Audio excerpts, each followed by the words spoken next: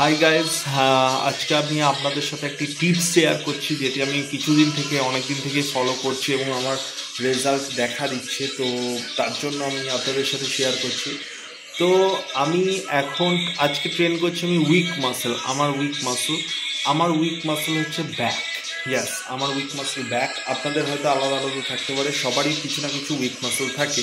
Bicep হতে পারে, tricep হতে পারে, চেস্ট হতে পারে, লেগ হতে পারে, সমস্ত কোর হতে পারে। আমার কোরও উইক মাসল বলতে গেলে। তো আমি আজকে ব্যাক ট্রেন করছি এবং ব্যাক ট্রেন করার আগে আমি প্রি ওয়ার্কআউট এবং তার সাথে নিয়েছি আমি ক্রিয়েটিন। ইয়েস, যেহেতু মাসল বিল্ডিং প্রোগ্রাম ফলো করছি তার জন্য ক্রিয়েটিন নিয়েছি 3 গ্রাম, এবং আফটার অর্থাৎ পোস্ট ওয়ার্কআউট আমি নেব 3 গ্রাম ক্রিয়েটিন এবং তার সাথে 1 স্কুপ ওয়ে প্রোটিন, 1 স্কুপ ইয়া 1.5 স্কুপ ওয়ে প্রোটিন।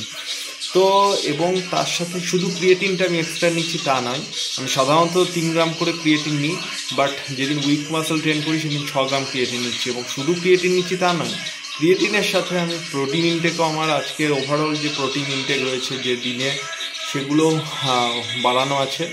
অর্থাৎ প্রোটিনেও আমি 10% বাড়িয়েছি এবং তার সাথে 500 ক্যালোরি এক্সট্রা কনজিউম করছি আমি প্রোটিন, ফ্যাট এবং কার্বোহাইড্রেট থেকে সারাদিনে।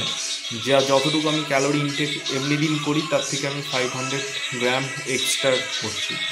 তো এটা একটা টিপস, আপনারা ট্রাই করে দেখতে পারেন। আপনার উইক মাসল, যে কোনো উইক মাসল হতে পারে, আপনারা একবার ট্রাই করে দেখতে পারেন।